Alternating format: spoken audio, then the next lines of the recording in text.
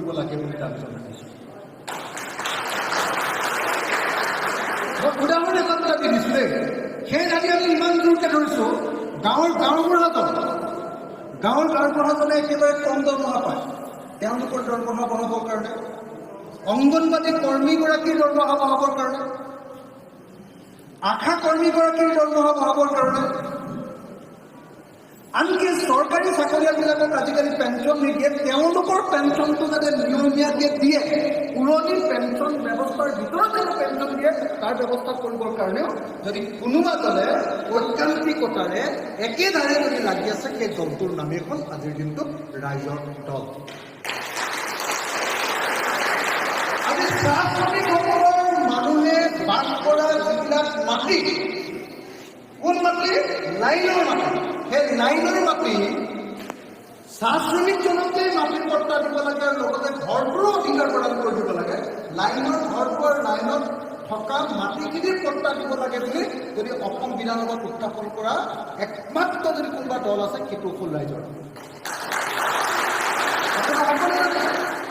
আজি চাহ শ্ৰমিক এজনৰ হাজিৰা 250 টকাকৈ আছে। চাহ শ্ৰমিক এজনৰ হাজিৰা অতি কমেও 500 টকা কৰিব লাগে বুলি আৰু 15,000 টকা এমাহত নাপালে পৰিয়াল এটা চলিব নোৱাৰে বুলি অসম বিধানসভাৰ প্ৰত্যেকখন অধিৱেশনকে হুলস্থুল কৰি থকা দলটোৱে হ'ল ৰাইজৰ। আপুনি নিশ্চয় লক্ষ্য কৰিছে, আজি বিধৱা পেঞ্চন মাত্ৰ 300 টকা দিয়ে। আজি অৰুণোদয় আঁচনিত মাত্ৰ 1250 টকাৰ আঁচনিৰ ধন দিয়ে। অৰুণোদয় আঁচনিৰ ধন অতি কমেও 3000 কৰিব লাগে। এই প্ৰশ্নটো উত্থাপন কৰি আপোনালোকে নিশ্চয় লক্ষ্য কৰিছে। তাতকৈ গুৰুত্বপূৰ্ণ প্ৰশ্ন আমি কি উত্থাপন কৰিছোঁ? তাতকৈও গুৰুত্বপূৰ্ণ প্ৰশ্ন উত্থাপন কৰিছোঁ যে অসমৰ প্ৰত্যেকডৰা পথাৰত চৰকাৰে 5 বছৰৰ ভিতৰত পানী যোগান দিয়াৰ ব্যৱস্থা কৰিব লাগে আৰু অসমৰ প্ৰত্যেকডৰা পথাৰত বছৰৰ সকলো সময়তে খেতি কৰিব পৰাৰ ব্যৱস্থা হ'ব লাগে। এনেকুৱা ধৰণৰ বৈপ্লৱিক যিবিলাক কথা, সেই কথাবিলাক অসম বিধানসভাত যদি কোনোবাই উত্থাপন কৰিছে, তেতিয়াহ'লে সেয়া হ'ল ৰাইজৰ দল। কিন্তু দুৰ্ভাগ্যজনকে ৰাইজৰ দলৰ এজন মাত্ৰ MLA আছে। অসম বিধানসভাৰ 51জন বিৰোধী বিধায়ক আছে, কিন্তু 51জনৰ ভিতৰত এজন ৰাইজৰ দলৰ সদস্যজনে আটাইতকৈ বেছিকৈ মানে। অসম বিধানসভাত 126জন বিধায়ক আছে। 126জন বিধায়কৰ ভিতৰত আটাইতকৈ সক্ৰিয়, সজাগ আৰু ৰাইজৰ কাৰণে আটাইতকৈ বেছি মাত মতা বিধায়কজনে হ'ল ৰাইজৰ দলৰ বিধায়ক।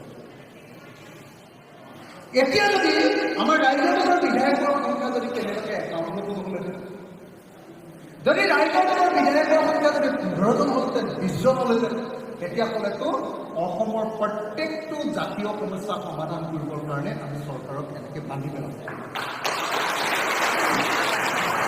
সেইকাৰণে 2026 চনৰ কাৰণে বেলেগ একো চিন্তা কৰা নাই। 2026 চনৰ কাৰণে আমি ৰাইজৰ দলে অসমত অতি কমেও 15টা চিট এইবাৰ আমি জিকিবই লাগিব।